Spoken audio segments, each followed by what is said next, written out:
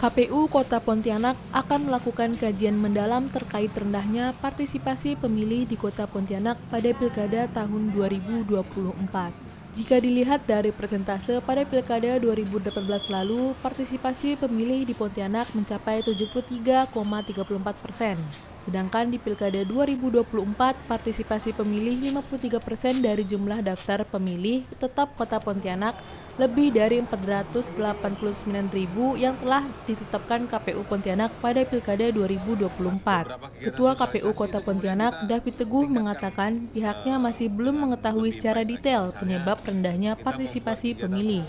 Angka partisipasi pemilih rendah ini tidak hanya terjadi di Kota Pontianak, tapi juga di beberapa kota besar di Indonesia. David menduga banyak faktor yang menyebabkan rendahnya partisipasi pemilih di Kota Pontianak pada Pilkada 2024. Untuk partisipasi pemilih, memang kita ada di angka 54% kalau kita lihat di pilkada ya. Kalau kita ukurannya kan pilkada sesama pilkada, bukan dengan pemilu. Memang lebih rendah dibandingkan dengan pilkada sebelumnya. Nah, apakah ini kemudian menjadi tren secara nasional gitu? Kalau tren secara nasional berarti kan ya triggernya berarti sama juga, ada hal-hal yang tentu harus diperbaiki atau hal-hal yang harus dievaluasi dari pelaksanaan pilkada serentak ini. Ini sebenarnya cukup menarik ya, karena baru pertama kali kalau kita lihat tren secara nasional itu partisipasi pemilih di pilkada jauh menurun gitu di tahun ini.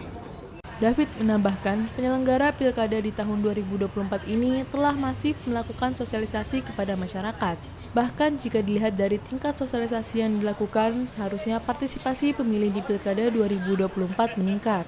Beberapa kegiatan sosialisasi itu kemudian kita tingkatkan dengan lebih baik lagi. Di tingkat kota kita ikut dalam banyak sekali event kegiatan untuk melakukan sosialisasi, walaupun waktunya singkat.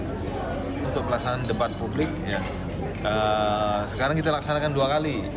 Tadi 2018 kita laksanakan sekali. Juga menyadari tantangan terberat untuk pilkada tahun ini juga di persoalan ini, partisipasi pemilih. David berharap setelah melakukan kajian mendalam dapat ditemukan faktor dan penyebab rendahnya partisipasi pemilih sehingga menjadi bahan evaluasi agar partisipasi pemilih di pilkada berikutnya meningkat.